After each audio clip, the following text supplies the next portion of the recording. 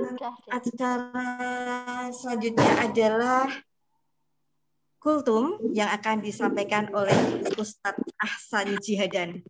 Kepada Ustadz Ahsan Jihadan disilakan. Assalamualaikum warahmatullahi wabarakatuh. Waalaikumsalam warahmatullahi wabarakatuh.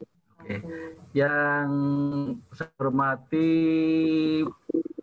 Mama, kemudian Bule Iqbal, Pak Ale Harawi, kemudian Bule Harjiah, semuanya, dan Ketua Gugus Covid Adi Karyo Dinomo, Pak Helmi.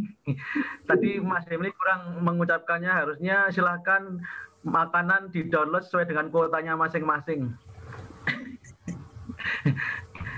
Jadi yang pertama saya nggak akan ngomong panjang karena nggak efektif juga. Saya cuma teringat mungkin Mbak Rina pernah waktu kuliah sebagai adik kelas tahun 1959 sudah pernah lahir belum ya ini ya? Mbak Supri 59 sudah lahir belum? Sampun, pun pensiun. Sudah lahir tahun tentang Mbak Supri ini? Angge, sekarang lahiran saya kesongong, ya pun. Saya kesongong sebelum Masehi. Jadi tahun 1959 konferensi WHO di Jenewa, Swiss yang merumuskan tentang orang yang sehat. Salah satunya adalah orang yang sehat secara mental. Jadi siapakah orang yang sehat secara mental? WHO tahun 59 sudah sangat lama sekali dan saya pikir masih relevan. Pernah membuat rumusan tentang orang yang sehat mental. Salah satu aspek yang sangat saya ingat adalah dia itu senang ketika bisa membantu, bisa memberi kepada orang lain. Kalau panjenengan pengen mengukur saya itu orang yang sehat mentalnya atau enggak, apakah kita dalam bersosial punya kepuasan ketika kita bisa membantu orang lain, ketika bisa berbuat sesuatu kepada orang lain, termasuk dalam konteks keluarga ini. Ini yang pertama. Yang kedua, sebuah rumusan orang yang bahagia itu yang konsepnya adalah satu hal aspek yaitu acceptance atau dia diterima oleh orang lain. Sebenarnya ketika kita bersilaturahim harus punya dua semangat itu. Semangat yang pertama adalah semangat membantu. Kalau kita tahu dalam konsep agama kita menyambung hati itu dengan dua model. Model yang pertama yaitu tahniah. Tahniah itu ikut berbahagia, mensupport ketika orang bahagia, kita sebagai orang lain itu menambah kebahagiaannya. Itu tahniah. Yang kedua ada konsep takziah. Takziah itu betul namung layat. Selama ini kalau kita mau kemana, mau takziah, sinten ingkang sedo, kan? Siapa yang meninggal gitu loh. Jadi takziah itu adalah konsep bagaimana kita support atau mendukung. Kita memberikan dukungan kepada orang lain yang sedang mendapatkan kesusahan atau mendapatkan musibah. Nah, yang kedua adalah kita punya perilaku tahniah dan takziah. Jangan malah kita kebalik-balik. Ketika ada orang bahagia, kita ikut bahagia, ikut bersyukur.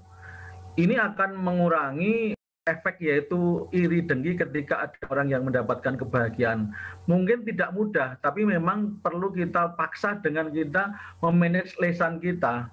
Kalau Rasulullah pernah mengatakan, rahimallah man hafidho lisanahu wa arafa zamanahu wastaqomat tariqatuhu. Allah sangat mencintai orang yang bisa menjaga lisannya, orang yang sadar akan waktu, situasi, dan yang ketiga orang yang istiqomah dalam jalan hidupnya.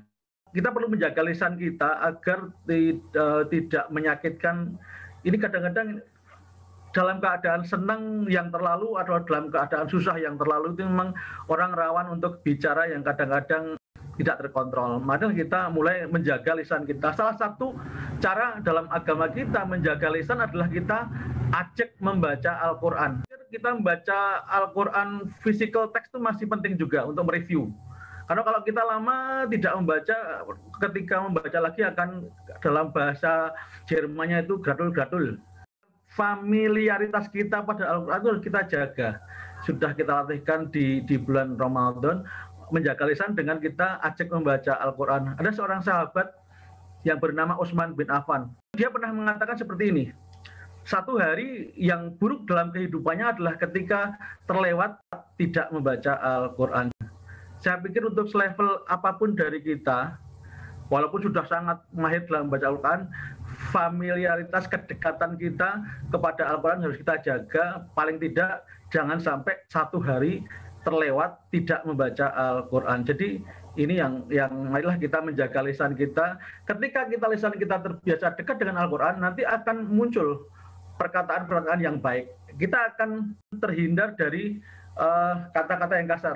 Ketika usia manula 60 tahun ke atas, itu kita tidak bisa memproduksi yang baru. Kita hanya mengulang apa yang sudah kita ucapkan, kita lakukan ketika usia masih fresh. Ini dua hal ini yang saya sampaikan, takziah dan tahniah ini mari kita hidupkan, dan kita mari meraih kesehatan mental kita untuk meraih kebahagiaan dengan kita senang ketika kita bisa berbagi dengan orang lain.